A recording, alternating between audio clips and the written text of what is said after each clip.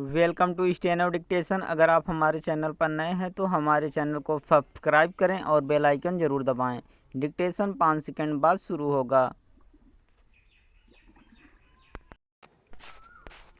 Start. Karnataka विधानसभा चुनाव के लिए अपना घोषणा पत्र जारी करते हुए भाजपा ने समान नागरिक संहिता के साथ एनआरसी यानी राष्ट्रीय नागरिकता रजिस्टर लागू करने का जो वादा किया वह इसलिए देश का ध्यान आकर्षित करने वाला है क्योंकि इन दोनों विषयों पर पहले ही व्यापक बहस हो चुकी है और अभी तक किसी नतीजे पर नहीं पहुंचा जा सका है।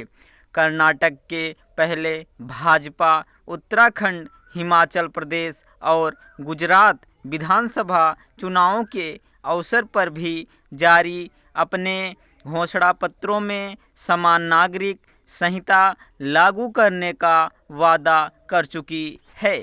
इन तीनों राज्यों में से वह उत्तराखंड और गुजरात में जीत हासिल करने में सफल रही, लेकिन अभी कहीं पर भी समान नागरिक संहिता की दिशा में कोई उल्लेखनीय प्रगति नहीं हो सकी है।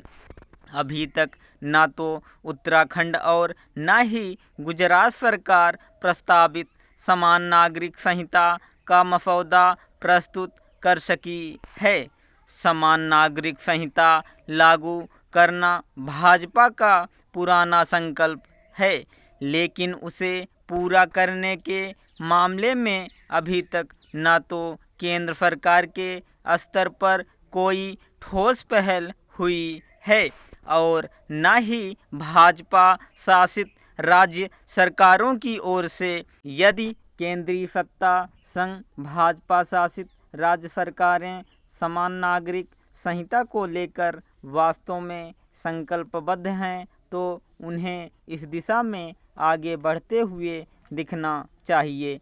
अच्छा तो यह होता कि अब तक समान नागरिक संहिता को लेकर कोई मसौदा देश की जनता के विचारार्थ पेश कर दिया जाता। इससे एक तो आम लोगों को समान नागरिक संहिता का रूप स्वरूप समझ आता और दूसरे उन तत्वों के दुष्प्रचार की काट होती जो इस संहिता को लेकर हवा खड़ा करते रहते हैं।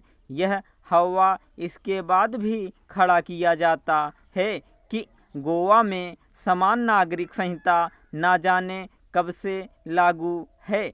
समझना कठिन है कि जब गोवा में समान नागरिक संहिता लागू हो सकती है और उससे किसी समुदाय को परेशानी नहीं, तो फिर वह अन्य राज्यों और यहाँ तक कि संपूर्ण देश में लागू क्यों नहीं हो सकती।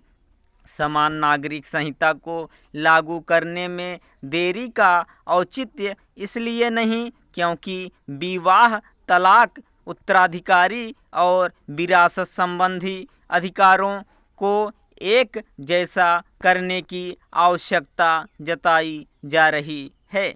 इस आवश्यकता की पूर्ति सही तरीके से हो सकती है तो समान नागरिक संहिता के माध्यम से इसकी भी अनदेखी नहीं की जा सकती कि कई उच्च न्यायालयों के साथ सर्वोच्च न्यायालय भी समान नागरिक संहिता लागू करने की ज़रूरत जता चुका है। समान नागरिक संहिता केवल इसलिए लागू नहीं की जानी चाहिए क्योंकि संविधान निर्माताओं ने ऐसी अपेक्षा व्यक्त की थी। इसे इसलिए भी लागू किया जाना चाहिए क्योंकि यह राष्ट्रीय एकता को बल प्रदान करने से साथ हर क्षेत्र, जाति और पंथ के लोगों के बीच इस भावना का संचार करेगी कि उन सब के अधिकार एक जैसे हैं। स्टॉप।